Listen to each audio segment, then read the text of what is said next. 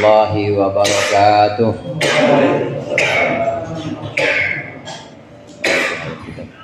ولجميع مشايخنا ومولانا حضرنا المسلمين وعلى آله وصحبه أجمعين. الفاتحة. بسم الله الرحمن الرحيم. الحمد لله رب العالمين الرحمن الرحيم مالك يوم الدين إياك نعبد وإياك نستعين اهدنا الصراط المستقيم صراط الذين أنعمت عليهم غير المغضوب عليهم ولا الضالين آمين. Alhamdulillahilladzi tafarrada bil izzi wal jalal wa tawahhada bil kibriya'i wal kamal. Wassalatu wassalamu ala sayyidina Muhammadinil munqidhi minadh dhalal wa ala ashabihi wa alihi khairi al. Amma ba'd, fa inna ahsanal hadithi kitabullah wa khairal hadi hadi Muhammadin sallallahu alaihi wasallam. Wa syarrul umuri muhdatsatuha wa kullu muhdatsatin bid'ah wa kullu bid'atin dhalalah.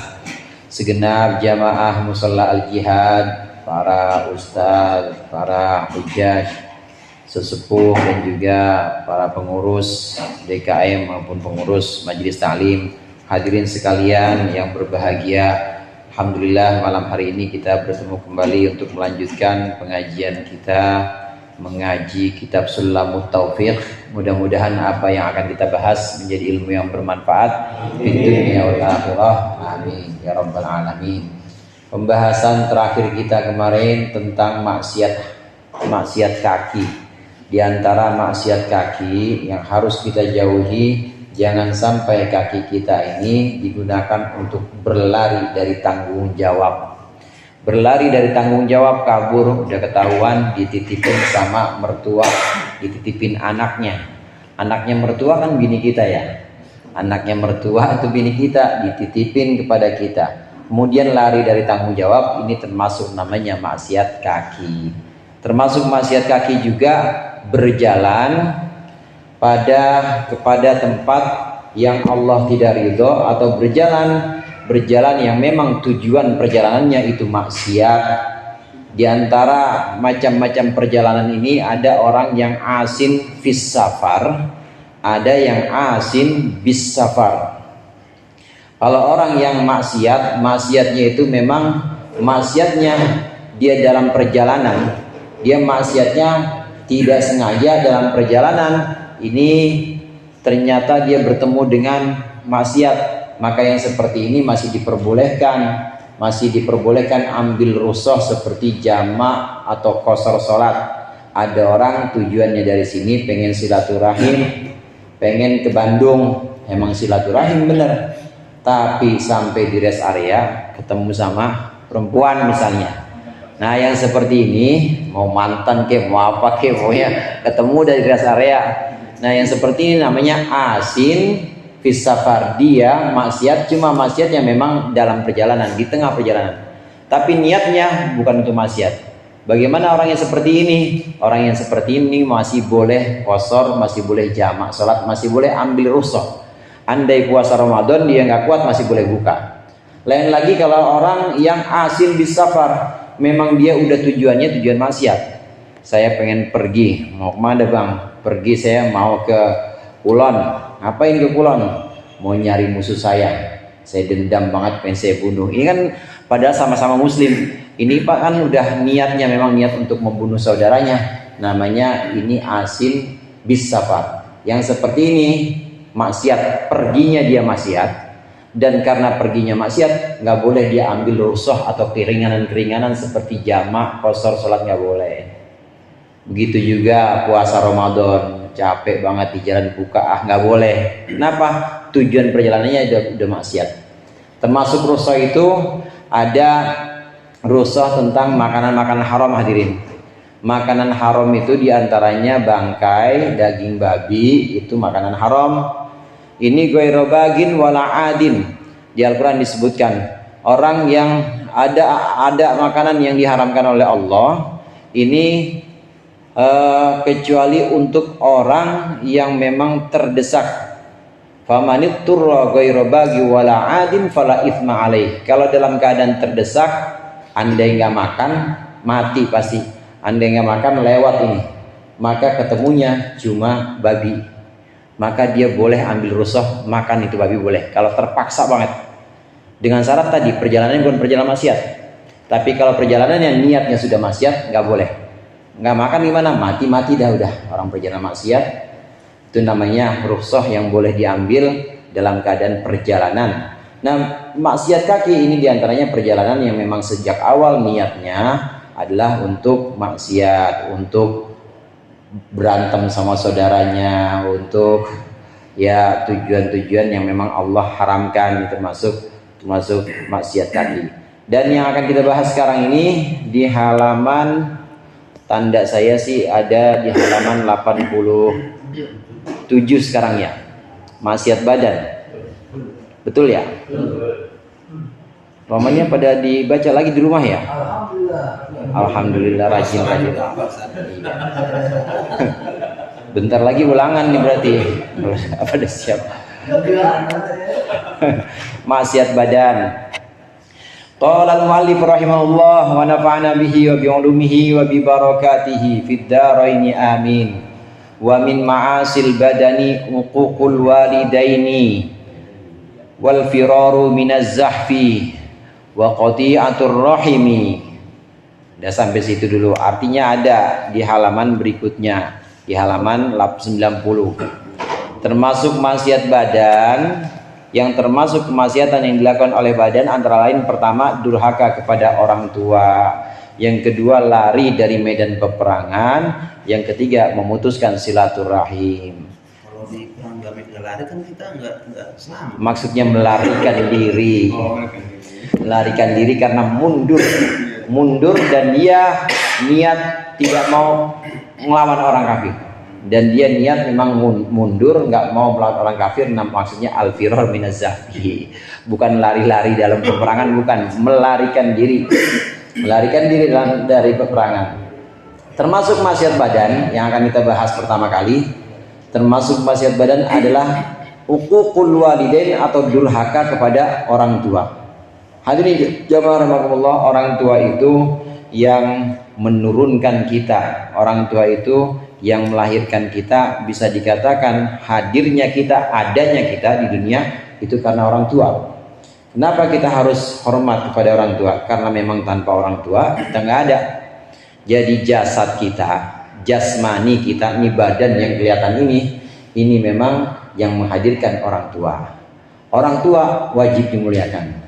Guru gimana? Guru juga wajib dimuliakan. Bedanya kalau orang tua ini yang menghadirkan jasad kita, menyempurnakan jasad kita sehingga ada di dunia ini. Nah, sedangkan guru ini yang menyempurnakan rohani kita, yang membuat kita tahu mana halal, mana haram, yang membuat kita tahu sholat itu harus nutup aurat, harus punya wudhu, bersih dari hadas. Nih guru yang mengangkat rohaninya. Kalau jasmani, ini adalah peran kedua orang tua.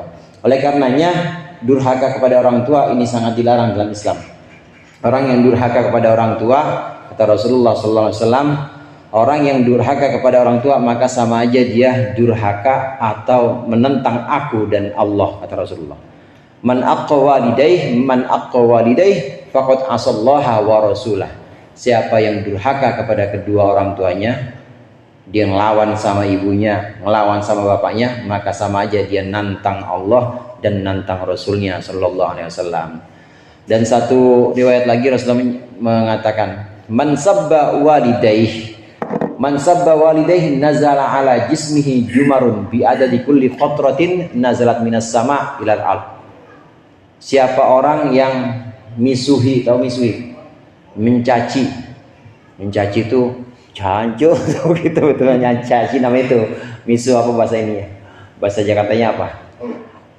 Misuin tuh namanya, misuin. Siapa yang misui, siapa yang mencaci orang tuanya, kedua orang tuanya, maka akan Allah turunkan kepada badannya siksaan-siksaan, akan Allah turunkan bara sebanyak air yang turun dari langit ke bumi. Artinya nanti di akhirat itu dia hujan bara buat anak yang durhaka kepada orang tuanya. Na'udzubillah tsumma na'udzubillah. Ini pentingnya bakti kita kepada orang tua. Mumpung yang masih ada orang tua atau yang tinggal satu, ya orang tuanya diopenin, diurusin. Karena bakti kepada orang tua ini juga yang diajarkan oleh Rasulullah. Durhaka kepada orang tua ini termasuk maksiat badan. Kemudian yang kedua, lari dari medan peperangan. Yang dimaksud di sini melarikan diri dengan maksud tidak mau ketemu orang kafir. Udah ketahuan lagi berhadap-hadapan, apalagi udah ketahuan udah campur semua, perang campur, udah berhadapan dengan musuh, dia melarikan diri, maka ini termasuk dosa juga. Bahkan termasuk dosanya dosa besar. Bahkan maksimal atau toleransinya itu hadirin, toleransinya 1 lawan 2, toleransinya 1 lawan 2. 1 lawan 2 itu tidak boleh melarikan diri, nggak boleh mundur. 1/2. Kalau 1/3 ini masih ada toleransi. Andai 1/3 dan ternyata memang kita kalah, boleh mundur, diperbolehkan untuk mundur. Tapi kalau 1/2 nggak boleh. Apalagi 1/2, misalnya kelompok kita 100, kelompok mereka 200 bego-bego lagi misalnya. 200 kagak pernah latihan, ya nggak pernah ngapa-ngapain. Nah kita 100 tapi kita kuat, maka nggak boleh lari. Jadi nggak boleh ngelihat pasukan lawan kelihatannya lebih banyak, nah kemudian kita kabur dan melarikan diri dari medan peperangan. Ini termasuk maksiat badan, ini termasuk dosa besar juga. Jadi toleransinya sampai 1/2. 1/2 itu masih harus melawan. 1/3 kalau memang lebih banyak dia, itu masih ada toleransi untuk diperbolehkan. Nah ada pengecualian. Bagaimana kalau mundurnya untuk taktik, mundurnya untuk siasat? Boleh. Kalau dia mundurnya untuk siasat, ini berarti dia mengatur strateginya, maka diperbolehkan. Yang nggak boleh itu mundur, nggak mau balik lagi. Mundur, udah mau di rumah aja ngopi dah, terus ngopi kelonan. Ini ogah banget, susah tuh, yang nggak boleh. Jadi yang di sini yang dimaksud dalam melarikan diri dengan benar-benar tidak mau menghadapi orang kafir. Padahal udah jelas-jelas itu ada di hadapan dia, udah jelas-jelas itu udah harus dia lawan orang-orang kafir itu. Nah kemudian yang berikutnya, yang ketiga, yaitu memutus tali silaturahim. Memutus tali silaturahim meskipun itu bukan saudara kita, artinya bukan saudara dekat kita. Meskipun itu saudara jauh, pokoknya kalau hitung-hitungan waris mah gue nggak bakal dapat sama dia. Misalnya, kalau hitung-hitungan harta mah dia juga nggak pernah yang namanya nyumbang atau kontribusi sama gue. Tetap nggak boleh diputusin tali silaturahim atau tali persaudaraan itu. Memutus persaudaraan ini termasuk dosa besar juga, termasuk dosa besar. Kalau kita mau umur kita panjang, sambung itu rahim, sambung persaudaraan kita. Di antara cara untuk membuat umur kita itu panjang, tambah lagi dan terus tambah, ini adalah dengan menyambung persaudaraan kita, jangan diputus. Kemudian yang berikutnya, yang keempat ya. Yang keempat, menyakiti tetangga sekalipun kafir yang sudah ada jaminan aman dengan jelas menyakitinya. Udah kita baca belum Arabnya itu tadi? Belum ya. Arabnya itu wa idza'u jarin di situ. Wa idza'ul jari walau kafiron lahu amanun adan dhahiron. Menyakiti tetangga. Menyakiti tetangga meskipun orang kafir, saudara. Dalam pembahasan fikih, kafir itu dibagi menjadi 2. Ada kafir harbi, ada kafir dhimmi. Harbi itu artinya perang, artinya kafir yang memang memerangi kita, musuh sama kita, maka kita wajib memusuhinya juga dan wajib memeranginya. Kafir harbi ini ya wajib diperangi, dan kafir harbi ini tidak ada jaminan aman dari kita dan memang wajib kita perangi. Ini harbi. Nah di Indonesia ini tidak ada kafir harbi, karena memang di Indonesia Darussalam, Indonesia ini adalah negeri yang damai atau negeri yang memang dalam keadaan aman, bukan dalam kondisi perang. Dalam negeri yang kondisinya aman, bukan dalam keadaan perang, maka ada kafir. Kafirnya kafir zimmi. Kafir zimmi ini bisa modelnya kafir mu'ahad, artinya kafir yang ada perjanjian dengan kita, yang berjanji dengan kita untuk hidup bersama kita, untuk hidup bantu membantu, tolong menolong dalam satu wilayah atau dalam satu daerah, namanya kafir mu'ahad. Nah, di Indonesia kebanyakan nih kafir mu'ahad karena kita diikat janji. Apa janji kita? Ya janji kita konstitusi. Konstitusi kita ya Undang-Undang Dasar 45 dan juga Pancasila, namanya mu'ahad, yaitu orang-orang yang memang mengadakan perjanjian dengan kita, kita terikat perjanjian dengan mereka, mereka juga terikat perjanjian dengan kita untuk sama-sama hidup harmonis di NKRI ini, namanya kafir mu'ahad. Kafir mu'ahad gak boleh diperangi. Ini termasuk kafir yang memang harus kita jamin. Dhimmi maksudnya ada tanggungan kita harus menjamin dia, menjamin semua keselamatan dia. Ada mu'ahad. Ada lagi kafir musta'man. Kafir musta'man itu kafir yang minta kita supaya melindungi dia. Disuruh masuk Islam, mau nggak bang masuk Islam? Nggak, nanti dulu. Ya udah, tapi tolongin saya dikejar-kejar sama saudara saya misalnya. Apa kalau istilah politiknya itu? Apa? Bukan evakuasi, apa namanya? Dapat suaka politik. Meskipun bukan orang Muslim, dia memang minta kita supaya menyelamatkan dia, minta kita supaya melindungi dia, dan permintaan itu harus kita kabulkan. Wa in ahadum minal musyrikin astajaraka fa'ajirhu. Dalam Al-Quran disebutkan kalau ada orang musyrik ini artinya ya orang kafir juga, maka ketika dia minta pertolongan kepada engkau, maka berikanlah pertolongan. Yang seperti ini namanya bukan harbi, bukan yang memerangi kita, malah justru dia minta keamanan atau minta dilindungi oleh dia, namanya kafir musta'man. Dua jenis kafir ini kafir dhimmi semua, kafir yang tanggungan kita untuk menjaminnya, mu'ahad maupun musta'man. Musta'man yang minta suaka politik kepada kita, mu'ahad yang menjalin perjanjian dengan kita dalam satu wilayah. Ini dua-duanya kafir yang harus kita lindungi. Kembali kepada pembahasan ini, menyakiti tetangga nggak boleh, termasuk maksiat badan, haram hukumnya.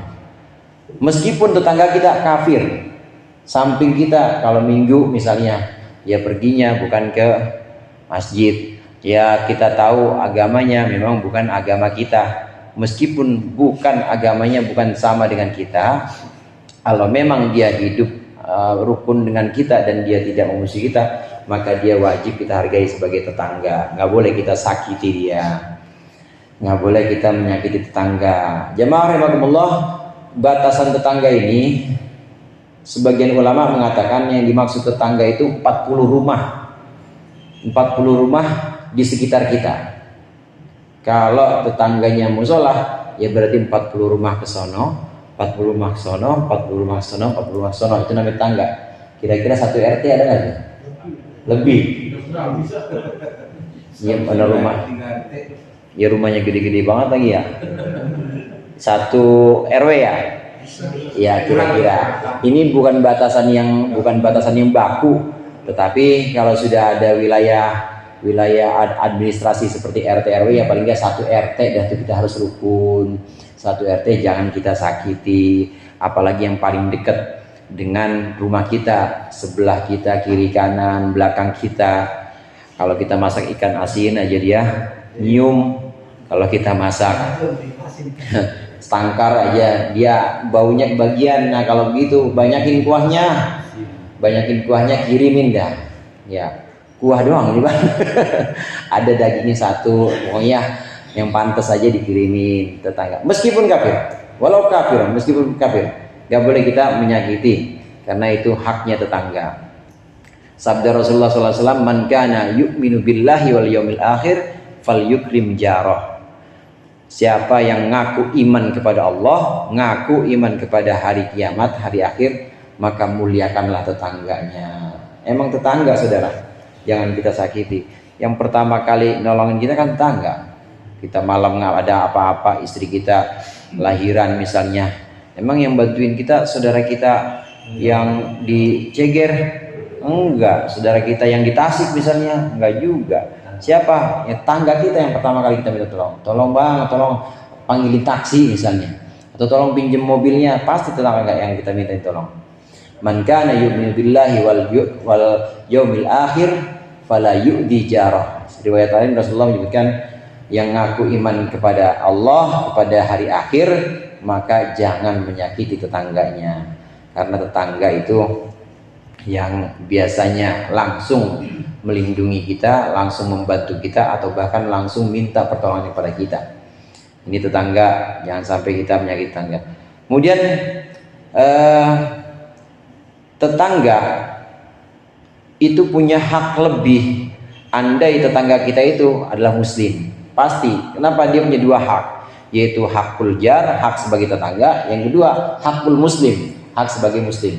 Nanti kalau dia, maaf misalnya kalau dia meninggal, maka kita wajib juga ngurus-ngurusnya, mulai dari mandiin dan lain sebagainya. Kalau tetangga kebetulan dia muslim, tetangga juga, muslim juga, saudara juga, berarti punya hak tiga. Hakul muslim, hakul jar, hak sebagai muslim, hak sebagai tetangga, dan juga hakul qorobah atau hak sebagai kerabat. Kalau memang saudara kita, samping kita siapa? Ya adik kita sendiri.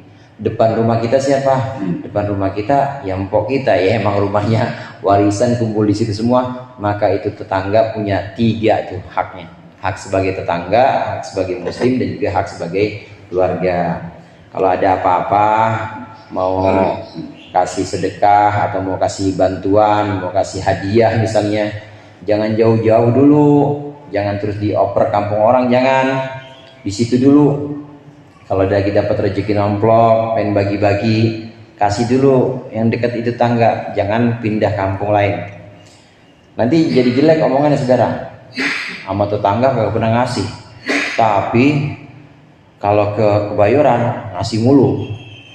Orang Kebayoran bilang, wah sama Bang Olin mah royalnya, kata orang sini, pahit sama dia mah, kata orang sini, sama dia mah kagak pernah. Masa sih Bang? Iya kagak pernah dia mah. Misalnya gitu Bang ya, misalnya. Nggak boleh, jangan yang jauh-jauh, yang deket-deket dulu. Haknya sebagai tetangga itu harus kita tunaikan, harus kita jaga.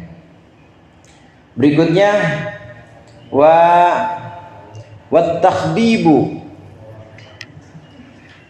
wattakhbibu bisawadi wa tashabbuhur rijali bin nisa'i wa aksuhu. Yang berikutnya adalah tasbih atau menyerupai. Takhdib, menyemir rambut dengan warna hitam. Yang keenam, orang laki-laki menyerupai orang perempuan dalam gaya atau pakaian dan sebaliknya. Khidab atau takhdib. Khidab itu semir, takhdib itu perbuatannya, nyemir rambut. Nyemir rambut ini hukumnya haram hukumnya kalau menyemirnya dengan warna hitam. Ini kaul yang paling sahih, kaul yang paling banyak ulama mengatakan haram, walaupun ada ulama yang mengatakan makruh kalau pakai warna hitam. Nah bagaimana kalau pakai warna lain? Kalau pakai warna lain diperbolehkan, terutama dua warna, yaitu merah dan kuning. Merah dan kuning buat laki-laki diperbolehkan semir itu, semir merah atau semir kuning. Warna lain putih ya silakan putih, tapi yang bagus merah kuning tuh. Jadi yang mana yang rambut panjang Bang Abad, mana Bang Abad? Kalau mau semir merah boleh, kalau mau semir kuning boleh juga, itu hukumnya. Tapi hitam jangan, hitam itu ada yang mengharamkan, walaupun ada juga yang bilang makruhnya makruh tanzih. Semir hitam ini untuk seorang laki-laki dalam keadaan normal, bukan dalam keadaan perangan. Ada satu ulama, ada sebagian ulama, bukan hanya satu ulama, banyak juga ulama yang mengatakan bahwa semir hitam itu boleh. Pertama tadi karena ambil hukum bahwa itu bukan makruh tanzih, itu bukan haram tapi makruh tanzih. Bahkan untuk satu kondisi seperti perang, ini dibolehkan untuk nyemir hitam. Hidabu syi'ri wa harramu hidabu syi'ri wa harramu hidabu sya'rin bisawat li rajulin wa imra'atin lalil jihad. Para ulama mengharamkan nyemir rambut dengan warna hitam. Haram untuk laki-laki maupun untuk perempuan. Tapi tidak haram kalau tujuannya untuk jihad. Jihad bagaimana maksudnya? Kita pengen perang atau kita pengen berjuang, dan supaya kelihatan gagah, supaya musuh kita melihatnya dia muda amat nih gitu. Kayaknya masih ini banget, masih kuat banget nih, supaya musuh kita kelihatannya geder ngelihat penampilan kita, maka boleh nyemir hitam pakai itu. Pakai tujuan tadi, tujuan untuk jihad atau tujuan untuk berjuang. Untuk laki-laki dan perempuan haram hukumnya menyemir rambut dengan hitam, kecuali kalau untuk tujuan jihad atau tujuan berjuang. Para ulama mengatakan boleh kalau untuk berjuang. Untuk laki-laki dan perempuan boleh kalau untuk tujuan berjuang. Dalam keadaan normal bagaimana? Dalam keadaan normal kalau laki-laki tidak boleh. Kalau laki-laki tidak boleh kecuali warna selain hitam boleh. Perempuan bagaimana? Perempuan hitam juga tidak boleh dalam keadaan normal. Warna lain diperbolehkan kalau sudah punya suami, harus izin sama suaminya. Harus izin sama suaminya. Bang, semur rambut ya, semir rambut ya boleh nggak? Boleh. Pakai apa? Abang senengnya apa? Kuning biar kayak pirang-pirang kayak orang ini, misalnya kayak orang bule. Dibolehin sama suaminya, boleh. Semir lah pakai kuning boleh. Pakai merah boleh, suami izinin boleh. Tapi ingat Pak, buat suami dan suaminya izinin. Terus gimana keluar? Ya keluar pakai jilbab. Keluar nggak boleh nggak pakai jilbab karena rambut itu aurat. Begitu dia keluar pakai semirnya semir merah, maka dia kena dosa juga itu perempuan. Dosanya dosanya satu, dosa buka aurat tadi. Ngapain pun disemir begitu kok? Gue udah dapat izin sama laki gue. Meskipun dapat izin, iya nggak dosa. Tapi buka rambutnya ini yang bikin dia dosa. Perempuan diperbolehkan tapi harus izin dengan suaminya nyemir rambut. Memang hadirin, hukum tentang nyemir rambut ini tidak ijma atau tidak ada kesepakatan ulama. Ada yang mengatakan makruh, ada yang mengatakan haram. Bahkan dalam kondisi satu kampung misalnya, trennya orang laki itu memang pada pakai semir. Kalau dia kagak pakai, maka kelihatan aneh. Maka itu justru dianjurkan dia ikut tren itu. Dianjurkan dia ikut seperti orang kampung itu. Ulama mengatakan diperbolehkan supaya tidak menimbulkan fitnah. Hukum itu bisa berubah-ubah sesuai dengan kondisi, sesuai dengan konteks atau keadaan zamannya. Bahasa kaidah fikihnya al-hukmu yaduru ma'illatihi wujudan wa adaman. Hukum itu bisa berubah sesuai dengan ada tidaknya ilat atau ada tidaknya sebab hukum tadi. Dasar hukumnya minimal tadilah makruh, minimal makruh, yang namanya semir rambut minimal makruh, atau ada yang mengatakan tadi haram. Nah kita lihat ada ilat lain nggak, ada penyebab lain nggak? Kalau satu kampung pakai semir semua dan dia nggak pakai, kelihatan kayak orang aneh, bahkan bisa dituduh sebagai pengkhianat misalnya, maka justru wajib dia pakai semir. Namanya hukum bisa berubah sesuai dengan kondisi. Banyak kasus-kasus seperti ini, banyak kasus-kasus di mana al-hukmu yaduru ma'illatihi wujudan wa adaman. Hukum itu bisa berubah sesuai dengan ilat hukumnya atau penyebab hukumnya. Kayak yang pernah saya sampaikan, jilbab misalnya.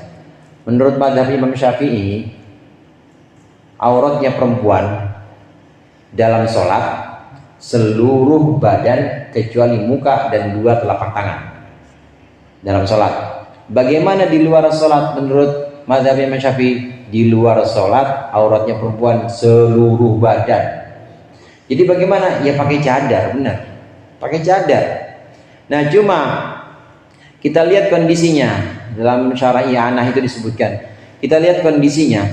Kalau dia aman dari fitnah kalau dia terjamin dari desas-desus orang, atau dia aman dari fitnah orang. Andai tidak pakai cadar, aman dari fitnah orang, maka boleh. Kayak di Indonesia nyai-nyai kita dulu kan begitu, pakai kudungan begitu aja. Aman nggak dari fitnah? Aman. Jadi boleh nggak? Boleh. Kadang-kadang pakai bukan jilbab yang kayak sekarang, pakai tutup kepala doang ya, lehernya kelihatan begitu misalnya. Apa namanya? Kudung ya, bukan jilbab kayak sekarang, kudungan begitu. Dulu orang tua kita dulu, nyai-nyai kita dulu begitu aja. Aman dari fitnah nggak? Aman. Jadi bagaimana kalau aman? Boleh. Boleh nggak seluruhnya? Harus pakai cadar nggak? Nggak usah, karena aman dari fitnah. Justru kalau tidak aman dari fitnah, ini yang berbahaya. Dulu istri-istrinya Rasulullah itu memang pakai cadar. Karena andai nggak pakai cadar, andai nggak dipanjangkan jilbabnya, ini malah justru dapat fitnah atau dapat ya olok-olok atau bahkan digodain sama orang-orang Yahudi. Makanya pakai cadar. Itu karena tidak aman dari fitnah, maka ditutup semuanya. Kondisinya berubah ketika dalam keadaan aman, tidak ada fitnah, dan kiranya boleh kita buka muka perempuan atau istri-istri kita, boleh kita buka mukanya, dan itu aman dari fitnah, maka diperbolehkan. Satu alasannya. Yang kedua, ada madhab lain yang juga memperbolehkan, yaitu madhab Imam Hanafi. Madhab Imam Hanafi mengatakan aurat perempuan di luar sholat maupun di dalam sholat sama, yaitu seluruh badan kecuali muka. Jadi muka bagaimana? Boleh dibuka, madhab Imam Hanafi. Jadi hukum itu bisa berubah sesuai dengan konteks atau kondisi zaman, konteks masyarakat di mana hukum itu diterapkan. Justru waktu pakai cadar, pakai niqab, pakai cadar, ini kalau menimbulkan fitnah malah jadi haram. Ini orang pakai cadar aja nih, jangan-jangan kemarin yang ngebom suaminya misalnya gitu, kita menimbulkan fitnah. Pokoknya masuk BRI harus dibuka, Bang. Harus dibuka semuanya. Atau kalau masuk ke kantor karena dia PNS harus dibuka semuanya demi transparansi atau demi ya keamanan, supaya kelihatan semuanya mukanya siapa-siapa yang masuk, maka harus dibuka. Nggak mau, saya nggak mau buka, menimbulkan fitnah akhirnya, itu udah apa-apa, maka dia wajib buka malah. Itu yang namanya hukum bisa berubah sesuai dengan kondisi, sesuai dengan konteks zaman atau masyarakatnya. Semir rambut pun demikian. Semir rambut ini bisa berubah.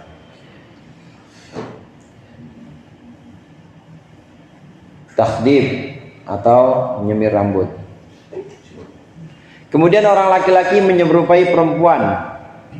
Orang laki-laki menyerupai perempuan. Yang dimaksud di sini adalah orang laki-laki yang menyerupai perempuan atau perempuan yang menyerupai laki-laki. Artinya dia dengan tabiat, dengan gerak-geriknya menyerupai yang bukan jenis dia. Ada laki-laki tabiatnya, gerak-geriknya, jalannya melambai amat ya. Sampai cara ngomongnya Pak Ewi misalnya gitu. Sampai gaya ngomongnya dilaga-lagain, dan memang tujuannya dia itu untuk menyerupai dengan perempuan. Begitu terus, maka hukumnya haram, maksiat badan. Perempuan juga begitu sebaliknya. Ada perempuan menyerupai laki-laki, rambutnya pendek, ya kadang-kadang dia pakai tank top doang, ototnya kenceng banget. Ya kadang-kadang kalau ada ngangkut-ngangkut dia pengen juga ngangkut-ngangkut. Biar apa? Biar dikira bahwa dia itu laki-laki. Maka ini juga termasuk maksiat badan. Tabiat, gerak-gerik atau semualah gerakan badan, cara ngomongnya, ini dia nyerupai laki-laki. Yang laki-laki juga begitu, cara ngomongnya, tabiat, gerak-gerik dia nyerupai perempuan, maka termasuk maksiat badan. Kata Allah, kata Rasulullah SAW, la'anallahu alal mutasyabihina wal mutasyabbihat. Alal mutasyabihina bin nisa wal mutasyabbihat bir rijal. Allah melaknat, Allah menjauhi rahmatnya dari orang laki-laki yang menyerupai perempuan, dan orang perempuan yang menyerupai laki-laki. Maksudnya tadi menyerupai karakter, tabiat, cara jalan, gerak-gerik tuh nggak boleh. Kalau ini Ustaz emang kerjaan saya begini misalnya, harus begini kerjaan. Kalau hanya sekedar menuntut dari pekerjaan maka boleh. Tapi di luar kerjaan harus lepas. Sri Mulat ada yang begitu ya. Selain Sri Mulat apa? Sri Mulat nggak ada ya. Yang selain itu, kalau di Jawa kan ada ludruk, ada Sri Mulat, ketoprak. Sini ketoprak mah tahu sama. Lenong ada nggak yang cewek jadi cowok? Ada juga. Nah, yang begitu kan profesi tuh. Di luar itu dia jadi laki-laki nggak apa-apa kalau gitu. Hanya sekedar profesi atau hanya sekedar menjalankan tugasnya, memang tugasnya dia seperti itu, atau cari duit, perbolehkan. Yang nggak boleh itu memang benar-benar jadi perempuan, laki-laki mau jadi perempuan, gerak-geriknya semuanya, sampai dia demennya juga sama laki-laki. Laki-laki jadi perempuan, yang perempuan juga begitu. Perempuan pengen jadi laki-laki, semua gerak-geriknya sampai demennya juga dia sama perempuan. Nah ini nggak boleh dihukumi haram dan termasuk maksiat badan. Wa isbalus thawbi lil khuyala'i wal hina'u fil yadaini wa rijlaini lirrajuli bila hajatin wa qat'il fardi bi ghairi udrin wa qat'ina faril haji wal umrati. Nomor 7, menurunkan pakaian. Ya betul itu ya, menurunkan pakaian karena sombong, isbal istilah lainnya. 8, memacari maksudnya pakai pacar, bukan memacari jadian, bukan. Memacari kedua tangan atau kedua kaki bagi laki-laki tanpa ada hajat. 9, membatalkan perbuatan fardu tanpa uzur. 10, menggagalkan kesunatan haji dan umroh.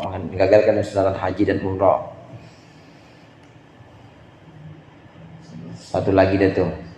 Wa muhakatil mu'min istihzaan bihi, dan menirukan orang mukmin dengan maksud menghina. Nah, yang ke-8. Yang ke-7, menurunkan pakaian kadang disebut dengan isbal. Isbal ini dilarang. Isbal ini orang pakai jubah, laki-laki, dia pakai jubah atau pakai celana atau pakai bawahan lah pokoknya. Ini gelembir kemana-mana sampai mata kakinya ketutup, lil khuyala'i, tapi tujuannya adalah untuk kesombongan. Yang diharamkan di sini, dia manjangin celana, manjangin sarung, manjangin jubah sampai ketutup mata kakinya. Ini karena kesombongan, maka hukumnya haram, termasuk maksiat badan. Kata Rasulullah SAW, ma jawazal ka'baini finnar.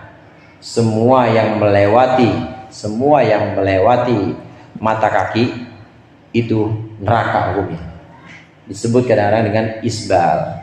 Tapi catatan di sini ulama mentakwil hadis, menjelaskan hadis ini lil khuyala'i, karena tujuannya tujuan sombong, tujuan angkuh, pakaiannya dipanjangin sengaja supaya dia merasa dia lebih tinggi dibanding orang lain, nyengser kemana-mana. Di belakangnya ada yang ini lagi, di belakangnya ada yang megangin. Jadi kalau main lompat comberan pegangin sama dia, begitu. Nah ini tujuannya lil khuyala. Ilatnya hadirin, ilat hukumnya haram di sini. Alasannya apa? Ilatnya adalah khuyala, kesombongan. Yang tidak diperbolehkan di sini pakai baju bawahan panjang, tapi karena kesombongan, karena sombong dan karena pengen dia besar, dia besar, orang-orang kecil, dia mulia, orang-orang hina semuanya. Itu yang tidak diperbolehkan. Terus bagaimana? Kalau memang tujuannya tidak untuk sombong, ya nggak apa-apa. Kita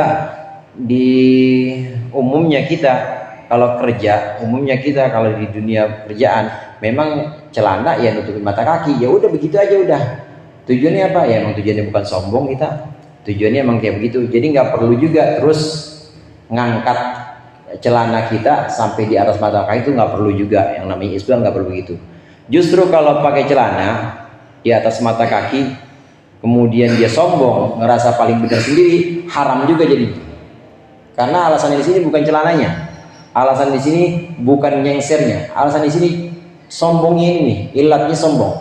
Kalau dia pakai, kata Rasulullah, semua yang melewati mata kaki karena sombong maka tempatnya neraka. Sama juga, nggak melewati mata kaki, sombong juga, neraka juga tempatnya.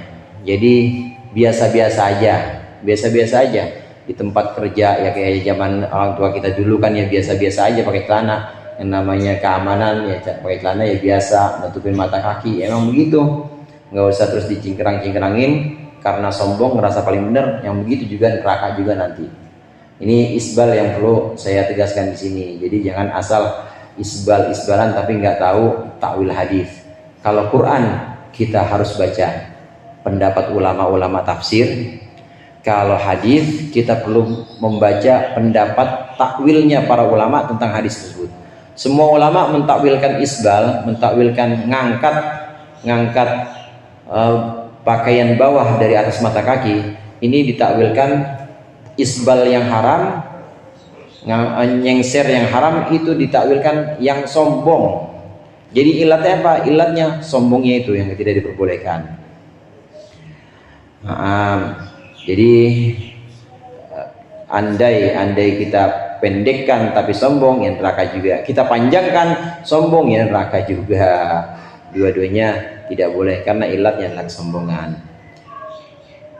Pembahasan yang berikutnya insya Allah kita lanjutkan pertemuan yang akan datang. Mudah-mudahan bermanfaat. Lebih kurangnya saya mohon maaf. Wallahul muwaffiq ila aqwamit thoriq. Assalamualaikum warahmatullahi wabarakatuh.